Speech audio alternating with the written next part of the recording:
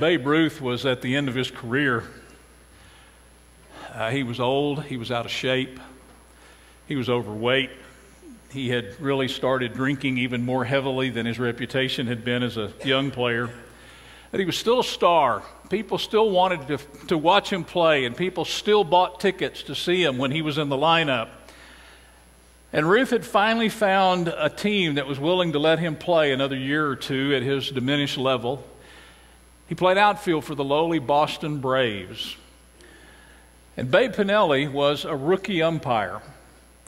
And management called him aside and said, look, Ruth is old, Ruth is slower, Ruth doesn't see as well.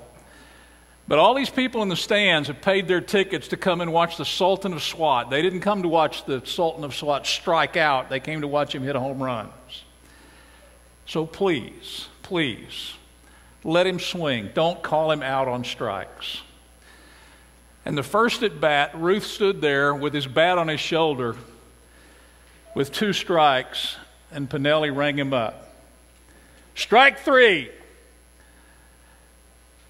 40,000 fans went silent, and then you began to hear scattered boos in the audience, and Ruth turned around to Pinelli and growled, there's 40,000 people in this park that know that was a ball to made ahead.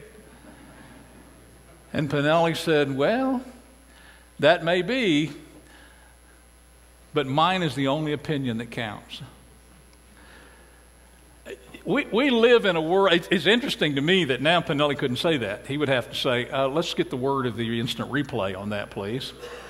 Because we actually do live in a world of a million opinions. You know, I mean, everybody has an opinion, has an authority, and whose opinion counts? Who has the authority that really matters? There are experts in every field imaginable. There are experts that really aren't experts. They just think they are. There are people who have all kinds of power and authority, conflicting with one another, arguing with one another, never on the same page. Who do we accept as our authority? Is global warming threatening the planet, or is it just a hyped up scare tactic to serve special interest groups? Who do we listen to? Now, I know some of you listen to different people, and how do you choose the people that you listen to? Who gets to say what the facts really are? Should we compassionately take steps to provide health care for every American, or would that increase our national debt to the breaking point where we would be crippled for the future and generations to come? Which is true. Who really knows? Who has the right to say about all of that? Do we intervene militarily in Syria? Should we pull completely out of Afghanistan? What should we do about Iraq and ISIS and 1,000 other crises and 1,000 other places? Who is the authority that we turn to for guidance and for answers? I'm not a doctor, he says, but I play one on TV. And I think, what?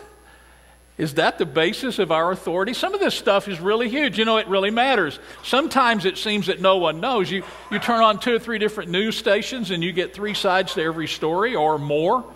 All these different people talking about different things or different aspects of the same problem and different solutions. We all have an idea about what is true and about what's false, about what we ought to do and who the bad guys are. But where did we get our information? Where did we get our authority? Who are we really listening to? Sometimes this gets really close to home. You know, things get very personal, and we know that the course of action that we're about to take is right there in our control, and we have to make decisions, and it's going to affect us very deeply, and it's going to be critical. It's going to be penetrating. Who determines what I decide? Which direction I will go? Whose opinions do I listen to? Who becomes my authority? When I have a difficult decision about something like maybe marriage, you know, people having a stressful time in marriage, perhaps suffering through the unfaithfulness of their spouse, or maybe their spouse has been lying to them about finances, or perhaps they're just not able to get along because of selfishness. And how do you act? How do you choose what you need to do? Who will I listen to? You're going to turn the television on and listen to Oprah or Dr. Phil, or maybe pick up the newspaper and read Dear Abby or write Dear Abby and hope for the best. You go to your parents. Do you go to your best friend? Whose opinion really counts? Who has authority with you? When I'm deciding which movies I'm going to be watching, or what TV shows that I'll watch, or where I'll go on Saturday night, what influences me? Whose authority? Advertising? Hollywood? Word of mouth among my friends? Whose opinion really counts? When I'm making decisions about how to grow my business or advance my career or handle some sticky situation with people that I work with, where do I get direction? Do I go to mentors? Do I go to seminars? Do I read books and articles? Do I go to, magazine articles? Who's my authority? Who do I listen to? I think that question can become very critical and penetrating when we start having to deal with all of the different issues that we have to decide about in our lives. You know, there were some people who were living in this lakeside community in the first century who were grappling with a question like that. Who should we listen to? Where do we look for direction? Who's an authority on all the important matters of life? In fact, there was a new teacher in the area who had showed up who was really forcing them to think about that and struggle with that, to deal with those kinds of questions. He'd been traveling around about in their province for the past few months. They'd heard some good things about him. But a few weeks ago, he'd set up shop in their community, and some of the people had started spending some time with him. And the last few weekends, he'd been speaking at their synagogue services, and now the townspeople were trying to come to a conclusion about him, because his teaching was like nothing they had ever heard before. What he was saying, how he was saying it was so different from everything that they were used to. I mean, he spoke with the ring of truth. His words had an air of authority about them. It had the power of God behind them, and they were blown away by it because they didn't know what to make of it. And then something happened during one of those services that was so unusual that it was scary. And they weren't sure then that they could handle what it might mean for them. I think you and I need to grapple with that same issue. Who is our authority? Who is it that really runs things for us? Who is it that has the last say? Who is it who is basically Lord of our lives? Mark chapter 1, verse 28. They went to Capernaum, and when the Sabbath came, Jesus went into the synagogue and began to teach. The people were amazed at his teaching because he taught them as one who had authority, not as teachers of the law. Just then, a man in their synagogue who was possessed by an impure spirit cried out, "What do you want with us, Jesus of Nazareth? Have you come to destroy us? I know who you are, the Holy One of God." "Be quiet," said Jesus sternly. "Come out of him." The impure spirit shook the man violently and came out of him with a shriek. The people were also amazed that they asked each other, "What is this? A new teaching? And with authority. He even gives orders to impure spirits, and they obey him." News about him spread quickly over the whole region of Galilee.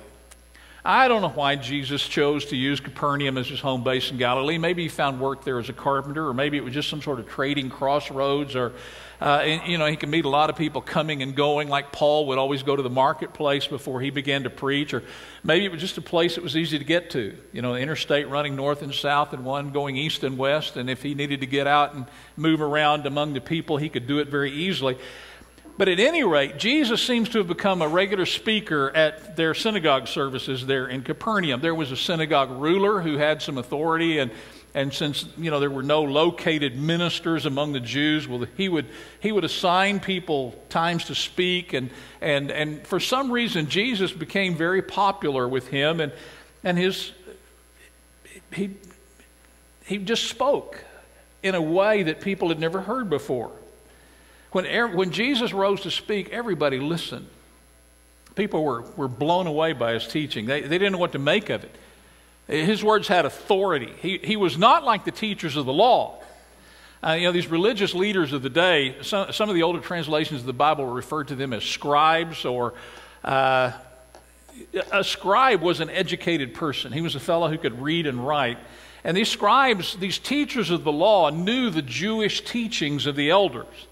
They knew all of the different biblical interpretations that had been handed down to them through the generations, and they could tell you Rabbi Akiba says this, or Rabbi Eleazar says this, or this rabbi says this, or another rabbi had this opinion.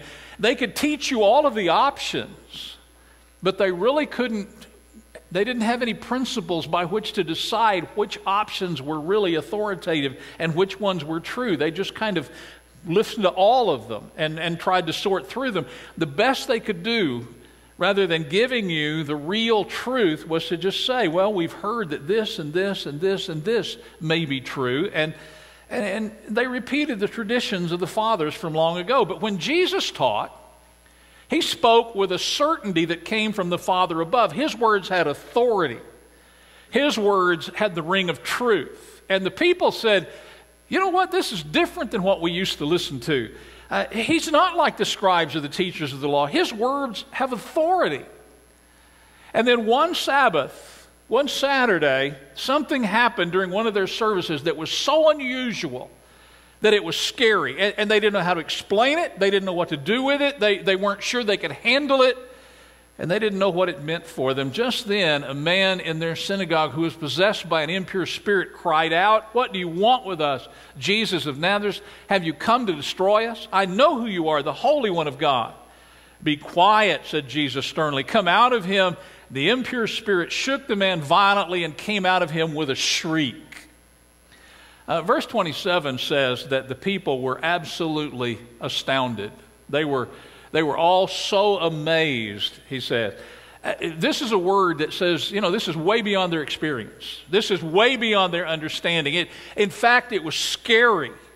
And there kind of has that with this word, there's kind of an implication of fear in there. It's not just something they don't understand, but it's scary misunderstanding.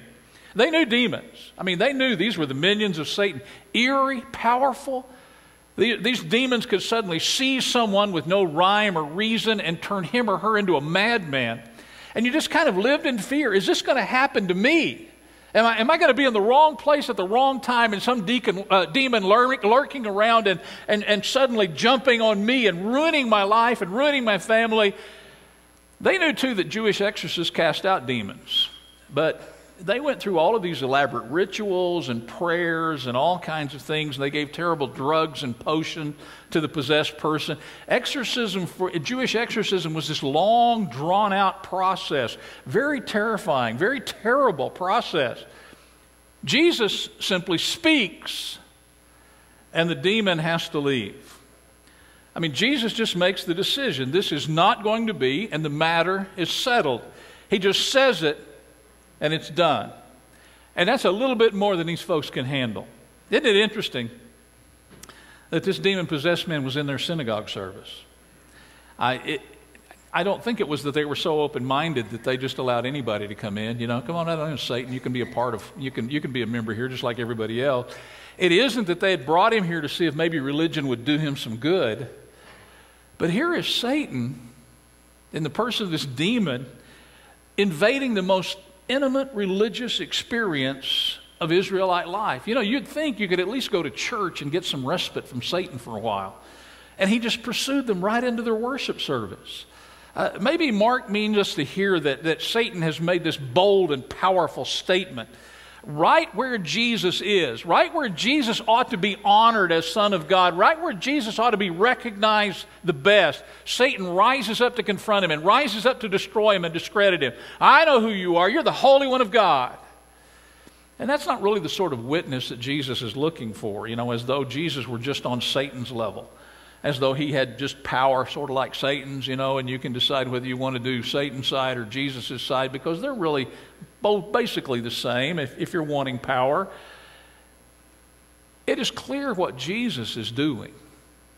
Christ came to destroy the works of the devil, to release those who are held captive by him, and to fill them instead with peace and holiness. Christ came to free them from Satan's control, to connect them to God, and to give them joy and to give them strength. Jesus just simply makes the decision that this demon will no longer have control, and this matter is settled. That's his authority. That's the power of his word. He just gives the order, come out. And the demon shakes this guy. I mean, he is wanting to stay in there so badly that he just rips and tears, but he comes out. And the NIV says that Jesus spoke sternly to him. Back in that next to last verse that we looked at there, that's kind of a wimpy translation, I think, that Jesus speaks sternly. Literally, it says Jesus rebukes the demon. And it's the same thing as you read in Psalm 9, verses 5 and 6. You have rebuked the nations and destroyed the wicked. You have blotted out their name forever and ever. Endless ruin has overtaken my enemies. You have uprooted their cities. Even the memory of them have perished. Used again in Psalm 76, verse 5. The valiant lie plundered. They sleep their last sleep. Not one of the warriors can lift his hands. At your rebuke, God of Jacob, both horse and chariot lie still. It is you alone who are to be feared. Who can stand before you when you're angry? And you see that God's simple word of rebuke has such authority that immediately nations are destroyed and horses and chariots are put down and put to sleep and rendered impotent. When he says it, it's done. His word is his deed. And Mark uses this language of rebuke, God's authoritative word, which immediately brings his enemies under his control to show that the people of Capernaum, to show that they are being confronted with who Jesus actually is. They are having to realize that Jesus has the same authority as God. He speaks and it happens. All of his enemies are under his control, and the people don't know how to handle it. The people were also amazed that they asked each other, what is this? A new teaching and with authority. He even gives orders to evil spirits and they obey him. And their amazement has a little bit of fear in it. They're not sure how to handle this level of authority. As we grapple with the implications of this for us, we find that we're forced into the same decision. Are we prepared for that kind of authority in our lives? Are we ready for an authority where his word makes it true and his decision makes it happen? An authority where when he says something, it's true, and when he decides something, it happens. When as we talked about before, if you're in marital troubles of some kind and your spouse has maybe been unfaithful or hiding something or hurting you in some way, and we have to decide how we act, where do we get our authority? Is his word our authority? When we're deciding which movies we'll see or which TV programs we're going to watch or where we'll go and what we will do on the weekend, do his words really become truth for us? When we're making decisions about how to grow our business or advance our career or handle a sticky situation at work, does our direction come from him, whose word is true? See, this is the authority of Jesus, to order it and have it happen, to speak it and for it to come about. No argument, no resistance, no ifs, ands, or buts, just authority. And we can't negotiate with it. We can't tame it down a little bit. We can't smooth it out some. We can't ignore it. All we can do is submit to it. If you need to come to Jesus this morning, would you please come while we're singing? Let's stand, please.